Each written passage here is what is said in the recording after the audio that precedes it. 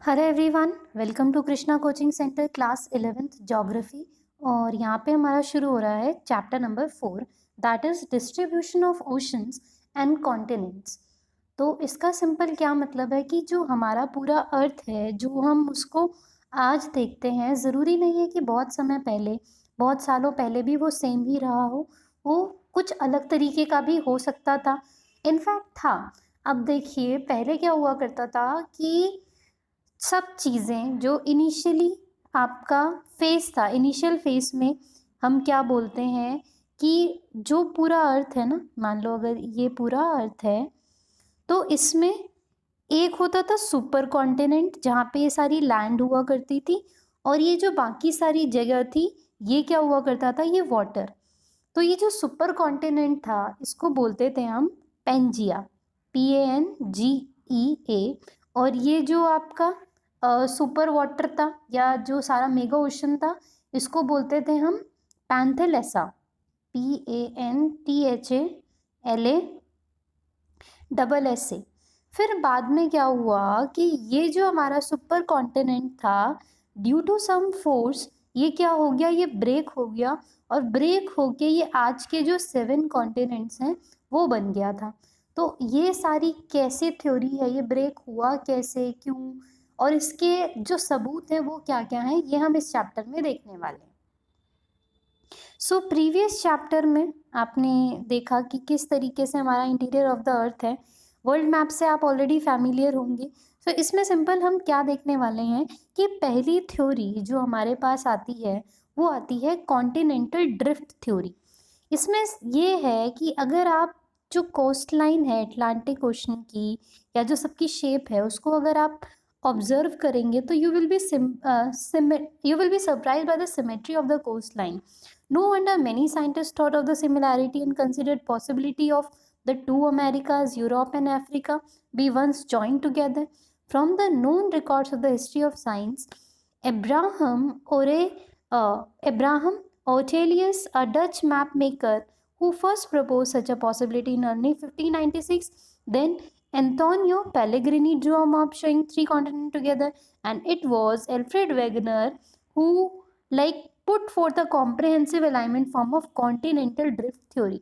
इसका क्या मतलब है कि ये क्या कह रहे हैं कि जो हमारे कॉन्टिनेंट्स हैं, अगर आप हमारे सारे के सारे कॉन्टिनेंट्स को देखो तो जो इस तरीके से हैं, तो वो कहते हैं कि अगर आप इनके साइड की ये वाली आउटलाइन देखो ना, तो ये साइड की आउटलाइन को अगर आप मिला दो तो ये पूरी एक ही शेप बन जाती है।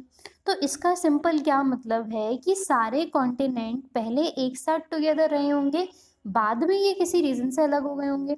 बहुत सारे लोगों ने ये चीज़ ऑब्जर्व करी, बट जो सबसे बेस्ट जिनकी हम स्टडी करते हैं वो हैं एल्फ्रेड वेगनर। एल्फ्रेड वेगनर ने इस चीज़ की बहुत डिटेल स्टडी करी और हमारे सामने मॉडल रखा था। उस मॉडल का नाम था कॉन्टिनेंटल ड्रिफ्ट थ्योरी 1912 में, and it was regarding the distribution of oceans and the continents. Wegener के हिसाब से सारी कंट्री एक सिंगल कॉन्टिनेंट का मास थी। सिंगल कॉन्टिनेंट कौन सा था, हमारा पेंजिया। सो सिंगल कॉन्टिनेंट का मास थी, एंड जो मेगा ओशन था उसके अराउंड वो क्या था, पैंथेलेसा, मीन्स सारा वाटर और सारा लैंड एक साथ था। तो उसने बोला कि लगभग 200 मिलियन ईयर्स अगो पहले ये जो सुपर कॉन्टिनेंट था ये स्प्लिट होना शुरू हुआ। पहले ये 2 बड़े लार्ज कॉन्टिनेंटल मासेस में टूटा, जो था ये इस तरीके से, अपर अगर लोअर आप कह दो, तो 2 पार्ट में टूटा। एक पार्ट हो गया लॉरेशिया और दूसरा पार्ट हो गया गोंडवाना लैंड। और इंडिया किसका पार्ट था, India was a part of Gondwana land. तो उन दोनों में क्या हुआ, ये ब्रेक हो गया। So Pangaea broke in 2 continents forming the northern and southern. Subsequently जो हमारा लोरेशिया था और गोंडवाना था ये और भी पार्ट्स में ब्रेक होना शुरू हुआ, और आज वो बन गया जो हम कॉन्टिनेंट्स को देखते हैं। इसके इसने सबूत क्या क्या दिए, इसके इसने सिंपल सबूत दिए। पहला सबूत इसने क्या दिया, that is matching of the continent like jigs of it. यानी कि सारे कॉन्टिनेंट्स को 1 2 3 4 5 6 7 को अगर आप एक साथ रख दो तो ये किसी जिग्सॉ पजल के जैसा है, और वो मिलके एक ही कोई स्ट्रक्चर जो है वो बना सकता है। तो बोला शोर lines of Africa, south America एक दूसरे को फेस करती है। ये सब चीज़ें उसने बताई। तो इट मे बी नोटेड कि जो map produce using a computer program to find the best fit of Atlantic margin, ये प्रेजेंट किसने किया था? ये प्रेजेंट किया था बुलर्ड ने 1964 में। ये हमारी बुक में भी दे रखा है, बुलर्ड ने 1964 में। Like it prove to be a quite perfect, मतलब मैच जो था लगभग लगभग परफेक्ट ही आया था।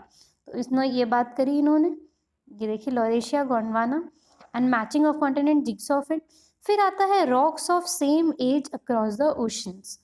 अब rocks of same age across the oceans मतलब कि अगर मान लो ये एक कॉन्टिनेंट है, ये एक कॉन्टिनेंट है, तो इस कॉन्टिनेंट का ये वाला पार्ट वाला रॉक, ये यहाँ पे, और ये वाले पार्ट वाले रॉक की लगभग जो एज थी वो कैसी थी? वो सेम थी। तो इसका क्या मतलब है कि जो एक ही जगह सेम एज के पत्थर होने के चांसेस काफ़ी ज़्यादा थे। तो जो बेल्ट थी उस एंशियंट रॉक की लगभग 2000 million years from Brazil coast, ये मैच करती है वेस्टर्न अफ्रीका से। एंड अर्लीस्ट मरीन डिपॉजिट जो coast line of South America थे, ये अफ्रीका से के जुरासिक एज से जो है वो क्या करते हैं? मैच करते हैं। तो ये दो बड़े सबूत दिए उन्होंने। उसके अलावा उन्होंने क्या बोला? उन्होंने बात करी थी यहाँ पे टिलाइट्स की। तो टिलाइट्स क्या होते हैं? It is a form of sedimentary rock जो किससे मिलके बने होते हैं? Out of deposits of the glaciers. तो जो गोंडवाना सिस्टम का सेडिमेंट था from India is known to have it counterpart in 6 different land masses. कि जो इंडिया में जो है आपके इंडिया के अंदर जो टिलाइट्स मिले हैं वो सेम टू सेम और 6 पे भी मिले। So at the base, the system has thick tillite, indicating extensive and prolonged glaciation. Counterpart of this succession found in Africa, Falkland, Madagascar, Antarctica, Australia besides India. So overall resemblance तो था Gondwana type का sediments का। ये clearly demonstrate करेगा कि ये जो land masses हैं दे हैव रिमार्कबली सिमिलर हिस्टरीज। जैसे इन्होंने क्या बोला कि ये पूरा कोई कॉन्टिनेंट है और ये पूरा कॉन्टिनेंट है। तो इस कॉन्टिनेंट के अगर यहाँ पर आइस एज के कुछ सबूत हैं तो यहाँ पर भी आइस एज के सबूत हैं। तो इट्स लाइक कि यहाँ पे भी उसी एज में आइस एज शुरू हुआ, यहाँ पे भी उसी एज में। तो यह इसके क्या मेजर चांसेस है कि हो सकता है दोनों अलग अलग ना हो कि एक ही पार्ट हो। So that's why we can say this. So India के सबूत यहाँ पे मिले। फिर है प्लेसर डिपॉजिट्स। तो the occurrence of rich placer deposit of gold in Ghana coast of absolute absence of source coast is the reason of amazing fact. Gold bearing veins are in Brazil and obviously the gold deposit of Ghana derived from Brazil plateau. तो कह रहे हैं कि जी वही side की जो coast line है वहाँ पे जो इन्हें गोल्ड मिला वो दूसरे और साइड पे भी मिला। फिर है फॉसिल्स का डिस्ट्रीब्यूशन। फॉसिल्स का डिस्ट्रीब्यूशन भी किस तरीके से कि ये कोई कॉन्टिनेंट है, ये कोई कॉन्टिनेंट है। जो फॉसिल्स जिन जानवरों के हमें यहाँ पे मिलते हैं उन्हीं जानवरों के फॉसिल्स हमें यहाँ पर भी मिलते हैं। They are like same. तो भाई कुछ लोग कहते हैं कि हो सकता है इतना बड़ा ऐसा समुंदर पार करके ये इधर आ गए हो, लेकिन कई बार ये पॉसिबल नहीं है क्योंकि उस समय नेविगेशन उतना स्ट्रांग नहीं था। उसके अलावा जो यहाँ पे कई बार इंसेक्ट्स थे दे आर वेरी स्मॉल, और इतने स्मॉल छोटे छोटे इंसेक्ट्स का पूरा ओशन क्रॉस क्रॉस करके आना दैट वाज ऑलमोस्ट इम्पॉसिबल। सो ये थ्योरी भी हमें कहीं ना कहीं तक सच और सही नज़र आ सकती है। सो ये सारे रीज़न उन्होंने दिए, बट एक जो चीज़ वो ढंग से डिफाइन नहीं कर पाए कि इतना बड़ा जो लैंड मास है जो अगर मूव कर रहा है तो उसके पीछे फोर्स क्या लगी होगी, what could be the force behind it. अब देखिए इसमें कुछ इंपॉर्टेंट नाम दे रखे हैं कि ऑब्जर्वेशन जो लेमर्स जो था वो इंडिया में अगर करते हैं, मदागास्कर अफ्रीका में भी वो लाई करते हैं जिसको लेमुरिया बोलते हैं। तो ये नाम एक बार आप पढ़ के देख लीजिएगा।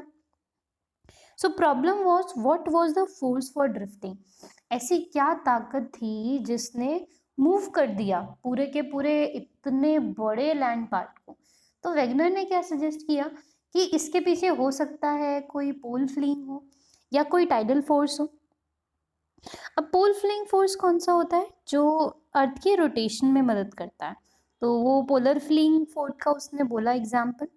एंड अर्थ एक परफेक्ट स्फेयर नहीं है, ये बल्ज है इक्वेटर पे, लाइक जो आपका ऑरेंज जैसा शेप होता है। And this bulge is due to rotation of the earth. Second force उसने बोला कि वो टाइडल फोर्स हो सकती है due to the attraction of the moon and the sun, जो लाइक टाइडल फोर्स डेवलप करते हैं। सो वेगनर का क्या भरोसा था कि इन्हीं दोनों फोर्स की वजह से जो अर्थ है वो मूव हुई थी। बट जो बाद में स्टडी हुई उससे क्या पता चला कि ये फोर्स इतनी भी स्ट्रांग नहीं होती है कि पूरे पूरे कॉन्टिनेंट को मूव कर सके। तो इसीलिए अभी तक इस थ्योरी पे थोड़ा बहुत शक था। तो इस पार्ट को हम यहीं तक रखते हैं, इसका अगला पार्ट हम कवर करेंगे अपनी अगली वीडियो में। Thank you.